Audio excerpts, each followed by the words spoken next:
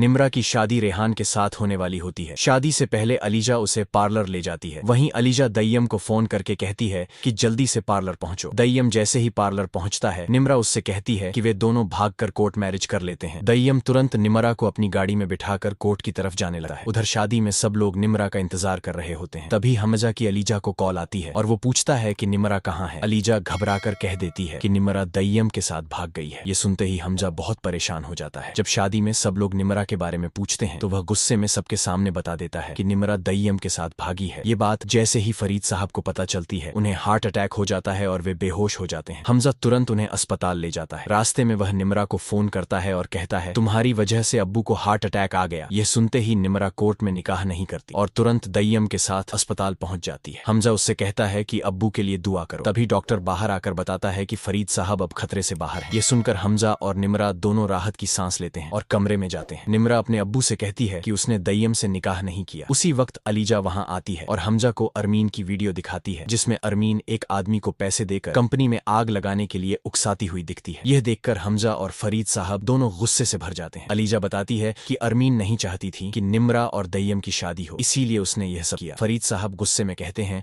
कि वह अरमीन को जेल भिजवाएंगे और साथ ही वे खुद निम्रा और दय्यम की शादी करवाएंगे। यह सुनकर दोनों बहुत खुश होते हैं। जब सब लोग घर लौटे हैं तो वहां पहले से पुलिस मौजूद होती है। पुलिस बताती है कि वे अरमीन को करप्शन केस में गिरफ्तार करने आए हैं। फरीद साहब पुलिस को बताते हैं कि कंपनी में आग भी अरमीन ने लगवाई थी, इसलिए उसे ले जाओ। अरमीन रोते हुए हमजा से माफी मांगती है, लेकिन तभी निम्रा बताती है कि अरमीन की मां ने अलीजा को सीढ़ियों से धक्का दिया था, जिसकी वजह से अलीजा का बच्चा गिर गया था। यह सुनकर हमजा गुस्से में अरमीन से कहता है कि वह उसे कभी माफ नहीं करेगा। पुलिस अरमीन को थाने ले जाती है। तभी अलीजा हमजा और फरीद साहब को अनोशा की वीडियो दिखाती है, जिसमें अनोशा बता रही होती है कि सिकंदर ने उसे धोखे से शादी करके तलाक दे दिया और उसकी जिंदगी बर्बाद कर दी। यह देखकर फरीद साहब और हमजा दोनों गुस्से में आ जाते हैं। फरीद साहब अपने वकील को बुलाकर सिकंदर को अपनी प्रॉपर्टी से निकाल देते हैं और कंपनी की मालकिन अलीजा को बना देते हैं। अलीजा सिकंदर के ऑफिस पहुंचती है और उसे बताती है कि अब वह कंपनी का मालिक नहीं रहा। सिकंदर विश्वास नहीं करता, लेकिन अलीजा उसे वह फाइल दिखाती है जिसमें उसका नाम मालिक के तौर पर लिखा होता है। अलीजा अपने सिक्योरिटी गार्ड से कहती है कि सिकंदर को बाहर फेंक दो। सिकंदर सड़क पर आ जाता है और पछतावे में डूबा होता है। तभी एक कार उसे टक्कर मार देती है और वह बुरी तरह घायल हो जाता है। उसी रास्ते से हमजा गुजर रहा होता है। वह भीड़ देखकर रुकता है और घायल सिकंदर को पहचान कर तुरंत अस्पताल ले जाता है। डॉक्टर उसे इमरजेंसी में ले जाते हैं। अलीजा और फरीद साहब भी पहुंच जाते हैं। थोड़ी देर बाद डॉक्टर बताते हैं कि सिकंदर के आखिरी पल चल रहे हैं। हमजा और अलीजा कमरे में जाते हैं, जहां सिकंदर बस इतना कह पाता है, अनोशा मुझे माफ कर देना, और उसकी आंखें बंद हो जाती हैं। अलीजा कहती है कि जैसे सिकंदर ने अनोशा के साथ किया, वैसी ही उसे अपनी सजा मिल गई। 1 साल बाद वह दिन आता है जब निम्रा और दय्यम की शादी होती है। सब लोग बहुत खुश होते हैं। मौलवी साहब निकाह पढ़ाते हैं और पूछते हैं, क्या आपको निकाह कबूल है? निम्रा और दय्यम दोनों एक साथ कहते हैं, कबूल है। फरीद साहब खुशी खुशी अपनी बेटी की रुखसती करते हैं।